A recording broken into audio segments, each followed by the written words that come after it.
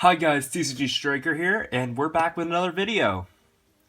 Last week when I made the strategy video for the Nature Tribe, I did not realize I didn't actually make the Nature Tribe deck profile. So that's kind of my bad.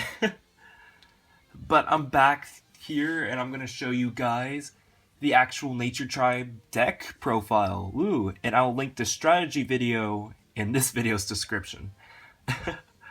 My bad, guys. So yeah, let's get started on this. If you're excited, like, throw down a comment. And I know I'm recording this on Friday, May 6th. So guys, midnight. This game is going live. And I am super excited about it.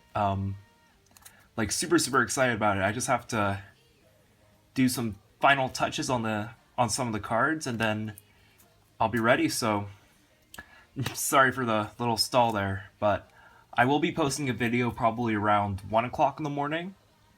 Just kind of like saying that the game has been posted and all that. But I've been like rambling for a minute now, so let's get started on this.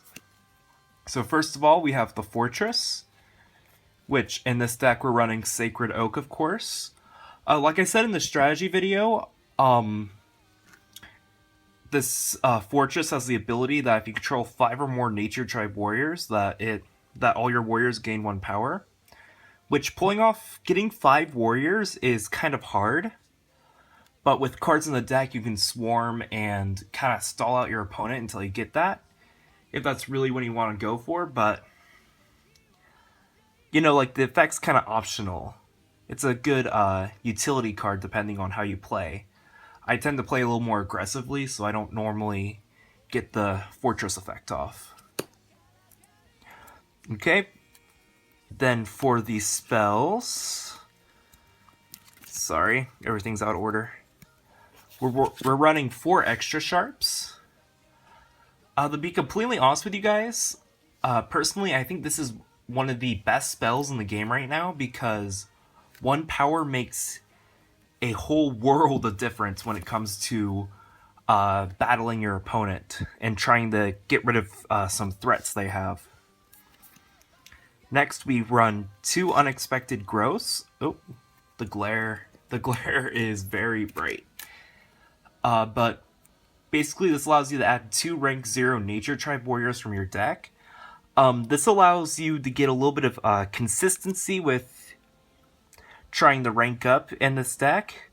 And also, you can also use it to swarm by just grabbing 2 rank 0s out of your deck and just immediately playing them. So it's a good card. The reason I'm not running more of them in here is this, although it does help with consistency and swarming the field, it also takes a lot of cards out of your deck, and if the game goes on too long, you just end up running out of cards and losing from deck out, which is never fun. Then we're running 2 Deadly Gamble. A Deadly Gamble has the ability of roll a die. If the result is even, kill a warrior your opponent controls. If it's odd, kill a warrior you control. Like, yeah, this card's kind of risky, but in this deck you tend to have a lot of warriors out.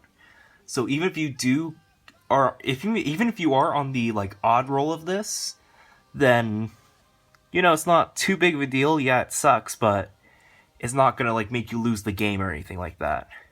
And there's also a chance of getting rid of a big threat your opponent controls, so it's just kind of a good card in this deck. Whew, sorry, gotta catch my breath here. Talking a little too fast. And then finally we have Rank Up Rocket.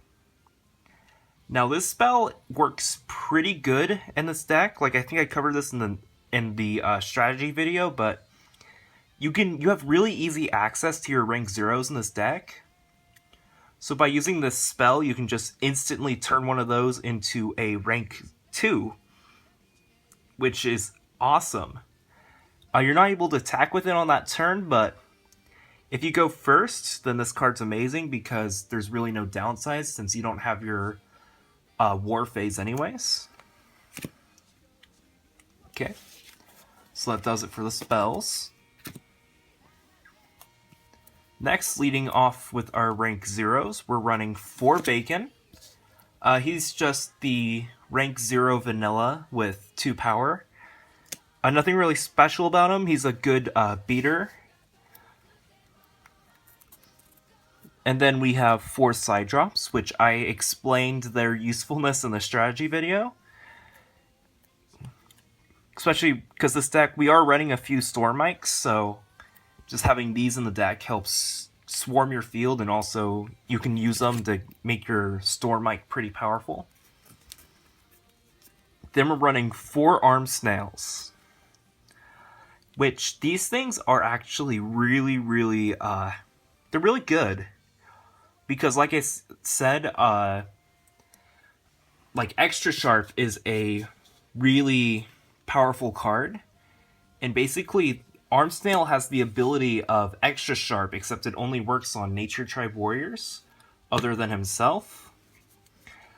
And so it's like you play this, you essentially get an Extra Sharp off, in addition to having a warrior on the field, which helps bring up your Nature Warrior count, and also, you know, you can use it to rank up and bring out another stronger warrior.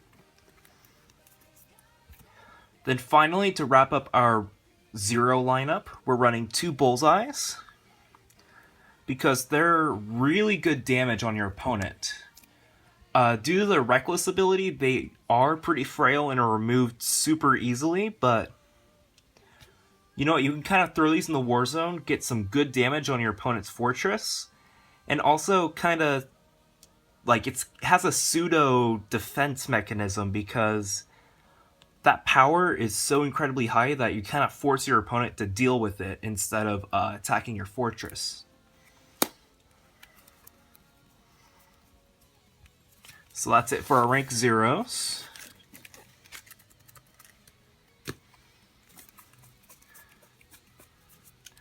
So then next up, for our rank 1 lineup, we're running 4 Blade Shrooms.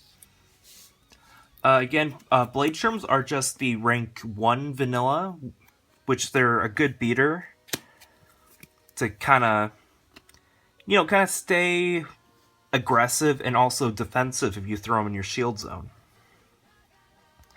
Then next we're running 3 Rally Beetles. These things are actually super powerful if you can swarm the field effectively, because Rally Beetle's power is equal to the number of Nature Tribe warriors you control, which if you just have him out, he only has 1 power. But say you have him, a Blade Shroom, and a Bullseye out, then suddenly he has 3 power, which is like the typical strength of a rank 2. So he can get out of hand really fast. You just need to swarm the field, which is kind of Nature Tribe's whole specialty. Then to finish it off, we're running 2 Tall Corns. Like I said in the strategy video, these things are really awesome because they're powerful enough to wall off your opponent, or you can just use them to drop them and defend yourself. They're very dual purpose like that, and it's overall, I have to say, it's a lot better than I thought it would be when I was designing the card. Although the one downside to Tallcorn, like I was just about to wrap this up, but is that he takes 2 actions to deploy, so it will typically take you a full turn to deploy this warrior, but with the power of 4, he's well worth it. Then finally, we got our rank 2s. And we're leading this off with 3 Storm Mics. Which Storm Mic has the ability that you discard 2 cards from his soul, and then you deploy 2 side drops from your deck to your war zone, which is great to swarm, and then you can use those side drops, like if I can pull one out real fast. Like, you can kill these off and actually power up your Storm Mics, which is very, very good. And you know, it's just like, you swarm the field, and you can also, like, power them up and get rid of one of your opponent's big warriors. And then finally, we're running 4 War Beast. Now, War Beast is he he's a monster of a warrior. Like, he has the ability where you kill one of your warriors and then he can attack twice. Well, if you use cards like Extra Sharp or... If you use cards like Extra Sharp or Arm Snail to power him up, and then you can have him attack. Like, if you use these two cards, he suddenly becomes a 5 power, which can essentially can kill any other warrior in the game. Then he uses ability to attack twice, and you can get rid of 2 big warriors your opponent controls, or deal 10 damage to your opponent's fortress, which is... Essentially, if you do that, you're pretty much guaranteed to win the game, because 10 damage is, like, for most fortresses, it's half of their HP, and it's just a astounding amount of damage. So there we go. That was the Nature Tribe deck profile. Yeah, this one ended up being a bit shorter than the other deck profiles because, like I said, I already made the strategy video, and I covered most of this in the strategy video. Like, again, I'll link that in the description below, but I guess that's all for today. If you guys like this video, go ahead and hit the thumbs up, and if you have a question for me or any questions about my game, go ahead and throw a comment. And as always, if you love my game and you want to see more, go ahead and subscribe to me. I'm going to go ahead and go back to work on finishing up the cards so they can go on sale at midnight tonight, remember? May 7th, midnight. Which I guess is like later tonight, but details.